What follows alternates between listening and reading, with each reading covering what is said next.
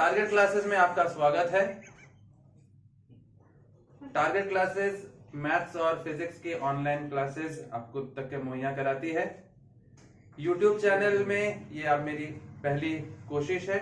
अगर आपको ये चैनल अच्छा लगे तो लाइक करें, सब्सक्राइब करें, शेयर करें, अपने व्यूज मेरे साथ आपस में हम आपके जो भी व्यूज हैं मुझ तक के कन्वे करें ताकि मैं इस चैनल को और अच्छे से आप तक के पहुंचा सकूं।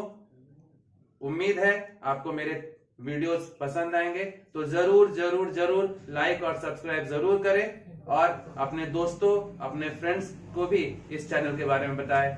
धन्यवाद।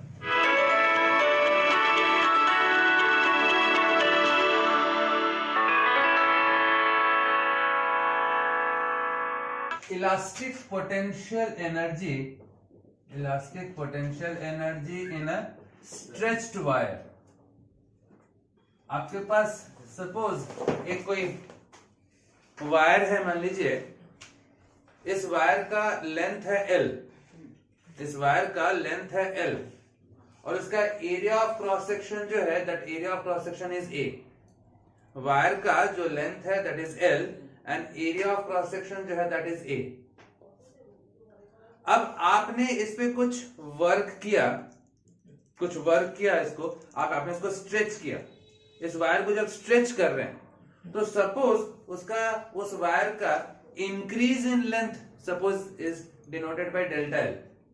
लेंथ जो बढ़ रहा है that is delta L। Initially उस वायर का लेंथ कितना था L। आपने उस पर एक डिफॉर्मिंग फोर्स लगाया, आपने उस पर एक वर्क किया, आपने एक डिफॉर्मिंग फोर्स लगाया जिसकी वजह से उसका लेंथ कितना बढ़ गया, डेल्टा L बढ़ गया। अब इसमें अब कोई भी बॉडी है उसमें ऑब्वियसली क्या होगा कि जब आप उस बॉडी में कोई डिफॉर्मिंग फोर्स लगाते हो तो एक इंटरनल रिस्टोरिंग फोर्स लगता है उस पर। दैट इंटरनल रिस्टोरिंग फोर्स क्या करता है, उसको अपने ओरिजिनल फॉर्म में लाने की कोशिश करता है, अपने ओरिजिनल स्टेट में लाने की कोशिश करता है।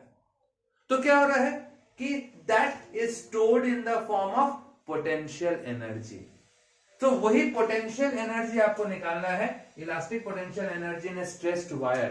तो कितना पोटेंशियल एनर्जी होगा किसी स्ट्रेच्ड वायर का, वही आपको निकालना है। तो सपोज आपने जब डिफॉर्मिंग फोर्स लगाया तो डिफॉर्मिंग फोर्स कहां से कहां तक इंक्रीज हो रहा है, that deforming force increases from 0 to F। Initially the deforming force 0 था, आप कहां तक के बढ़ाया आपने F। तो क्या हो रहा है, what is the average force, what is average force acting on that wire, average force that is 0 plus F/2। तो दैट एवरेज फोर्स कितना जा रहा है, F/2 आ रहा है। वो आपने जो डिफॉर्मिंग फोर्स लगाया या उसमें जो इंटरनल रिस्टोरिंग फोर्स जो एक्ट कर रहा है, जो वायर है वो एक रिस्टोरिंग फोर्स एक्ट करता है अपने ओरिजिनल शेप में, अपने ओरिजिनल फॉर्म में वापस आने के लिए।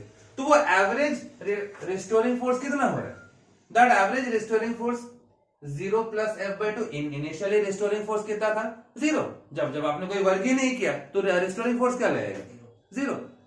तो एवरेज रिस्टोरिंग फोर्स क्या होगा 0 plus F/2। तो वर्क डन क्या होता है, work done is equal to average restoring force into change in length होना चाहिए। नॉर्मल कंडीशन में हम लोग कहते हैं work done is equal to force into displacement. तो यहां पर डिस्प्लेसमेंट की वजह हम क्या कर रहे हैं, उस वायर में क्या हो रहा है, लेंथ में चेंज हो रहा है, उसका लेंथ चेंज हो रहा है।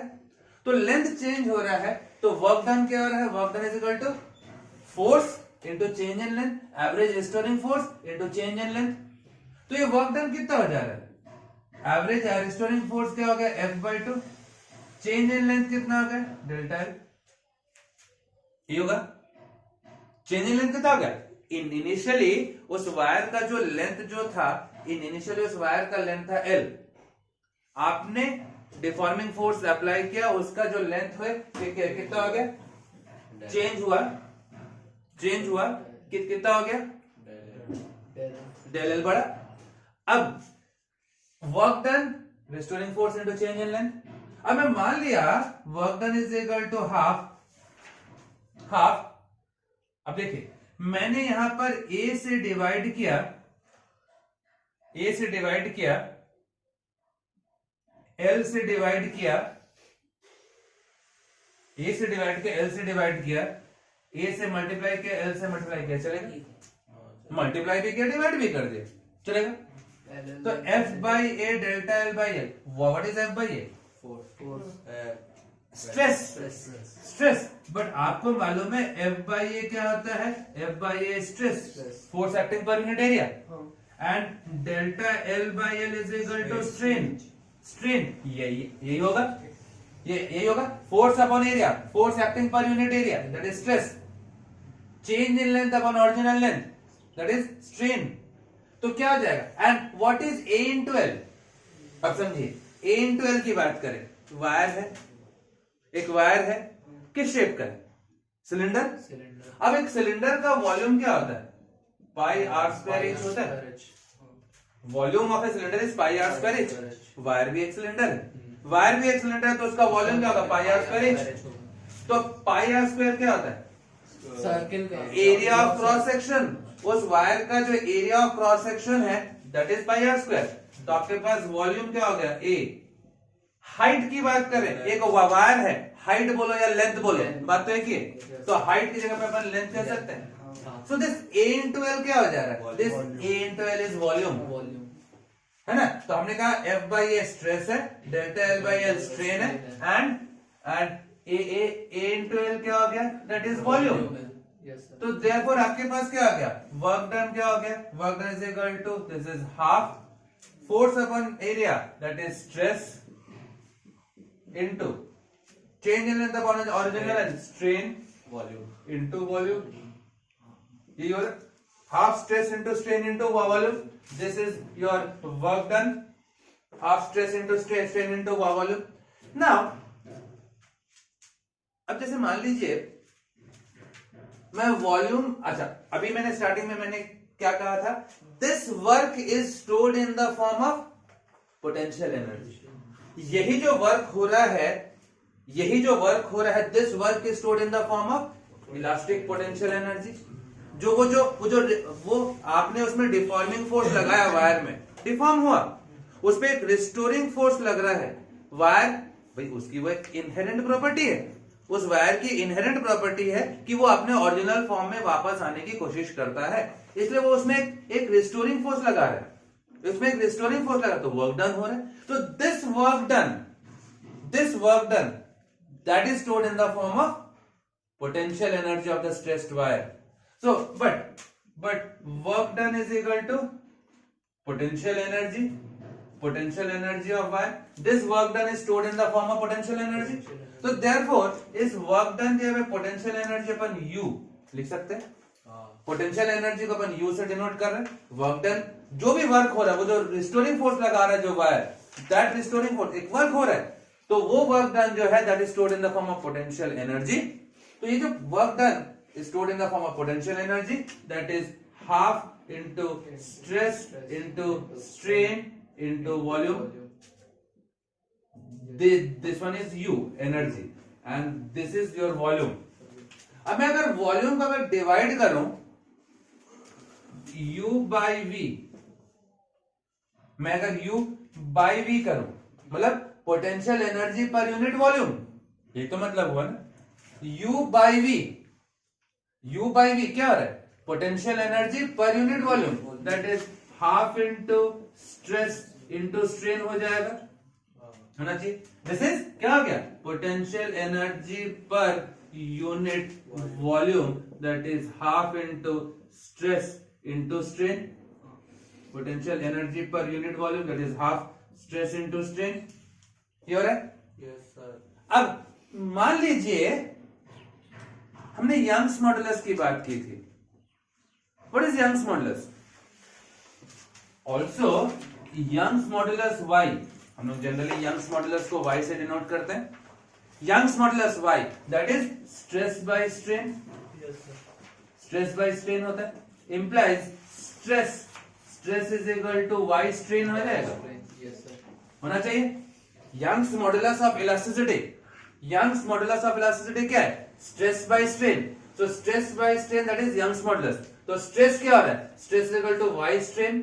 तो stress equal to Y strain. तो ये स्ट्रेस जो है, स्ट्रेस की जगह पे क्या मैं y इंटू स्ट्रेन लिख सकता हूँ? यहाँ पे स्ट्रेस की जगह पे तो y into strain, y into strain square. तो potential energy per unit volume that is half stress की जगह पे y strain into strain, y into strain का स्क्वायर, ये potential energy per unit volume हो गया। अब चाहो तो स्ट्रेन को हटा के स्ट्रेस के फॉर्म में आंसर लिख सकते हो। सर वर्क डन में जो हाफ के बाद है वो कैंसिल नहीं होगा? अब यहाँ पर मैंने क्या कहा? मैंने आपसे कहा कि कोई आपके पास मान लीजिए वायर है, कोई एक वायर है, वायर उसका जो लेंथ है सपोज L है, और आपने उस पर कोई डिफॉर्मिंग फोर्स लगाया जिसकी वजह से that wire gets deformed, deformation हो गया। उसकी जो इनहेरेंट प्रॉपर्टी है काहे की, to come back to its original state, अपने ओरिजिनल फॉर्म को रिगेन करने के लिए वो एक रिस्टोरिंग फोर्स लगाता है। वो रिस्टोरिंग फोर्स लगा रहा है तो जो वर्क डन हो रहा है that is stored in the form of potential energy of the stretched wire.